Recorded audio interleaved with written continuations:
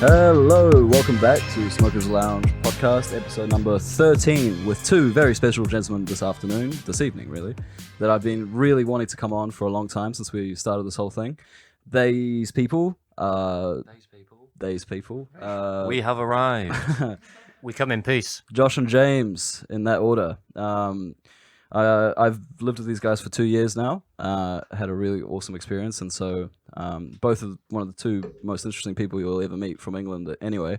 So I thought, why not bring them on the podcast? And so we've decided to devise the segment called Drinking with Josh and James, since that's when the fun always begins, when we drink. So Josh, how about you go first? How are you feeling today? And, welcome to the podcast. Thank you, appreciate that.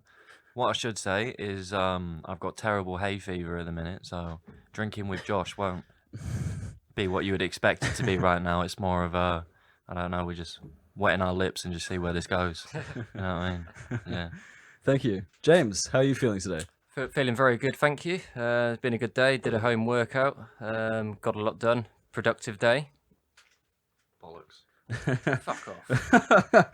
There we go. This is the way I wanted to start. Awesome. So, for those that don't know, Josh is from Cleethorpes, the north of England. Yes, he is. And he is also known as the uncrowned king of North London. So, Josh, how did you come about that name? Well, I was just sat in my room one time and I thought I would just self-proclaim it. You know what I mean? Like, to be fair to you, I feel like I do deserve it. It is going to be all of London eventually, but I thought, you know what, we start off with North London, then we'll slowly move into the different boroughs from west, east, south. James is he's up there though. He's definitely like a prince or a duke. Something like. I see He's him a as Duke, like Duke James. Duke James. The Duke of Haringey. So, James, you've lived here the longest in Wood Green. How have you found living in Wood Green? Have you lived anywhere else in London before Wood Green? No, so this is my first location in London. So that's the answer to the first question. The second question, how have I found it? I found it very, very entertaining in terms of, well, there's a lot to do here in terms of sort of social activities. You've got like obviously the Weatherspoons down the road. You've got a Morrison's a few yards away.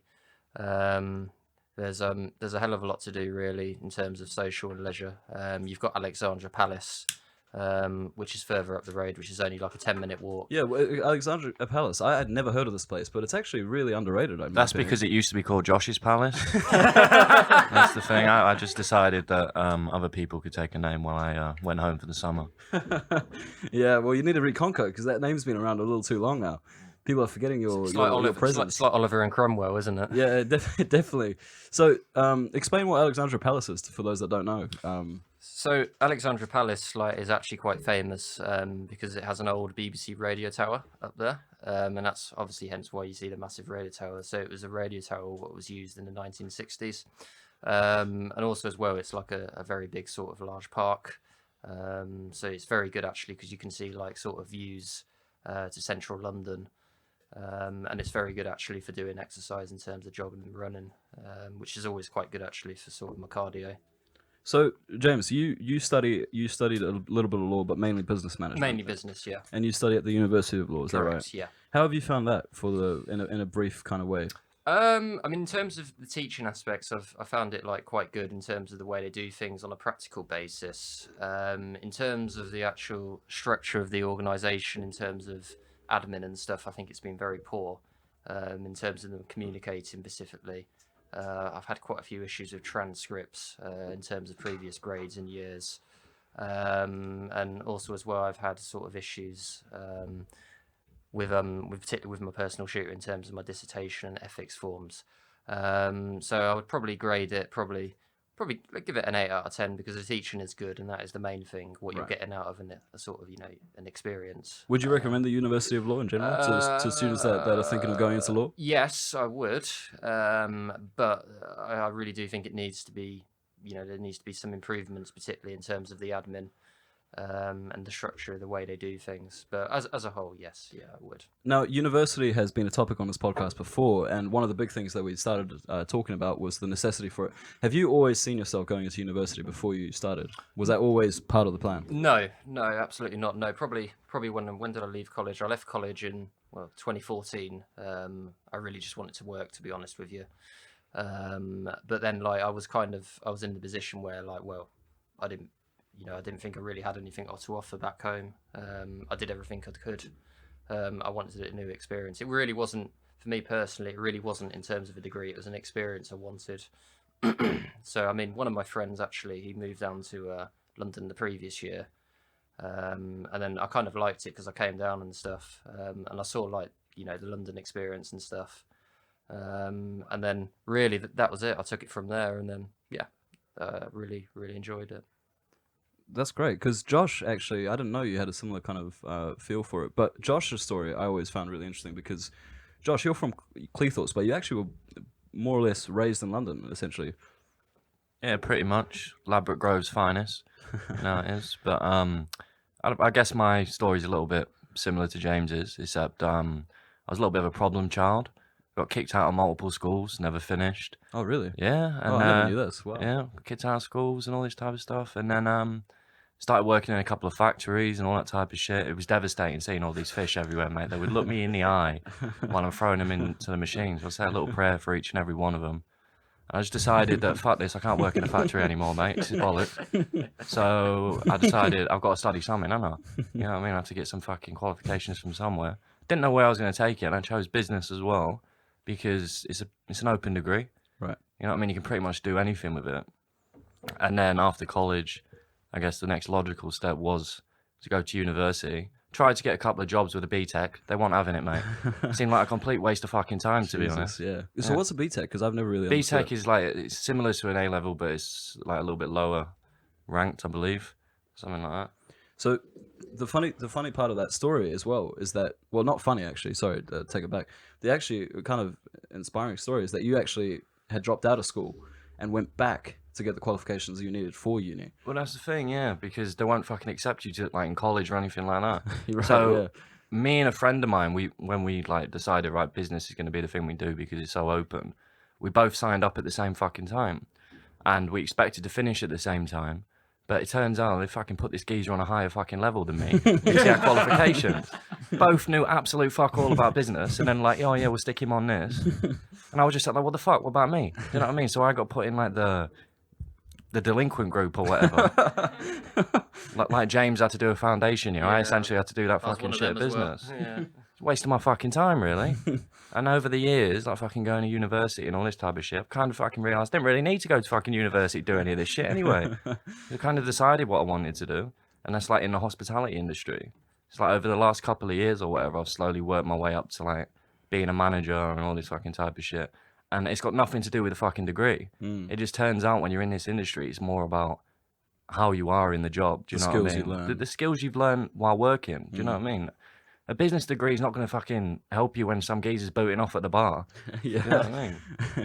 So I've never actually had to ask you this because it never seemed to really be important. But actually now I think it probably is because of the context of the conversation now. What was your first experience in the pub like? And I mean, did you choose that job just because it paid, or what was that story? No, so it was 2016. I just decided to take my gap year or whatever, and I was working at Tesco's for a little while. It's a good job I'm not working there now because of all the shit that's going on. But yeah, I was working at Tesco's, and then I applied for a job for Haven Holidays as like a bartender. I had absolutely no experience or anything like that. Luckily, they took me on because obviously I'm Crown King and all this. I heard the reputation. And then I worked there for a year. Then it closes in the winter. So I transferred over to Butlins, and I lived there for 6 or 7 months, like on site. Now, just explain what Butlins is for people from New Zealand and stuff that don't know. So Haven and Butlins, they're both owned by Bourne Leisure. So Bourne Leisure is essentially like an umbrella company thing. They own a lot of different things. And if you're an employee for one of these things, you can transfer over. They're like holiday sites. So you Okay. have like entertainment going on there, and like there's caravan chalets and all that, but there's a huge number of restaurants and bars. And most people take their kids there or whatever over the summer.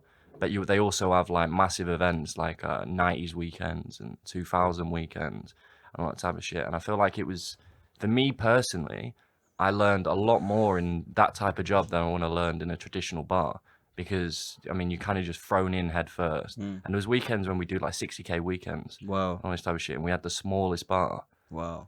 So, I mean, if I was just in your traditional pub, like I guess a lot of people are in East Weatherspoons yeah. and all this type of stuff, you're not going to learn a lot about like the job specifically, because a lot of it's e-learning anyway. Right. Do you know what I mean? It was a little bit different back then. So you said you guys were raking in about 60K. That's insane because... Fucking bollocks, mate. Minimum wage. Yeah, exactly. Yeah. Because I remember when I worked with you at the pub last year, we were only making about, what, 4K a week? You know, that was like... It was a little bit more than that, but I mean, that was crazy. kind of like an ideal job, what I wanted at that point. Like, if I'm studying, I don't really want to be absolutely fucking exhausted Absolutely. after a Friday shift or anything like that. But it turns out that I was absolutely fucking exhausted because I stayed there fucking boozing all night long. Yeah. Those were good times, though. I really enjoyed that. I mean, James, you've had your fair share of part-time jobs as well. Which ones stick out to you as in terms of building your experience? I think probably before I come to university, it's probably when I was working for a logistics company. They were called Panther Logistics. They used to like basically deliver like household appliances to places like Dunelm and Bosch. So yeah, that was probably the one what stuck out to me in terms of experience I learned. Because it was quite a sort of advanced and senior role for my age, in terms of like the skills I learned in terms of organisation, in terms of like working with different people, managing different teams and organising. Yeah. So Josh wants to go into hospitality. What about you? What's your main interest, and how did you come about it? I would say like predominantly it's probably sales. That would be my main sort of industry I want to go into, mainly because I've done it before. And then obviously the problem is obviously like with sales, like it's usually split into sort of tiers. So I mean, like before you come to university, you have like a tier 1, which is like a like, you know, a minimum of about 16K a year. But then when you come to uni, you go into like the tier 2 and tier 3 bracket, which is basically like sales in a more advanced role. For example, working in the tech industry with AI and sort of, you know, Internet of Things and sort of applications like that. So yeah, it would be predominantly like I would be interested in doing sales, but in a more sort of technological role in terms of analytics, AI, and Internet of Things. All very fucking boring. Not at all. All very interesting. Josh, so in the hospitality industry, what about it fascinates you, and what was the reason for you going into it? Apart, of course, your natural talents for being amazing at it. Well, like I said, the reason I went into it is just because they took me on. I didn't want to work at Tesco anymore. Right. But I mean, like, you build a lot of relationships with people that you work with, specifically. Like, I'm still friends with like my first managers and all that type of stuff. Like, last year, I went to go see Liam Gallagher with him for the second time or whatever. Like, we still have those type of relationships because you go through a lot of shit together. Do you know what I mean? Like I said, periods of working like 70-hour weeks and all this type of shit, and like they kind of become like your family because you're seeing them more than your family anyway. Do you know what I mean? The only thing you're doing is going home, sleeping, and going back to work. So you're spending all this time with each other. But I mean, like, I'm just gonna follow the money. Do you know what I mean? Like, I'll go into the hospitality industry because I'm good at what I do, but. I mean, if something comes up and like, Josh, here, we've got some decent money for you here, mate. Like, you know, fuck the hospitality industry. I don't give a shit about the hospitality. I've never even liked the hospitality industry, mate. Same for me. What's that, you doing sales? Love a bit of sales, me, mate. I've always loved sales. I was born to do the sales. Well, I don't know, fucking, mate. Uber drive. I love Uber driving. It's my favourite. We were going to do that at one point when we were Corona, setting up a Uber business or something.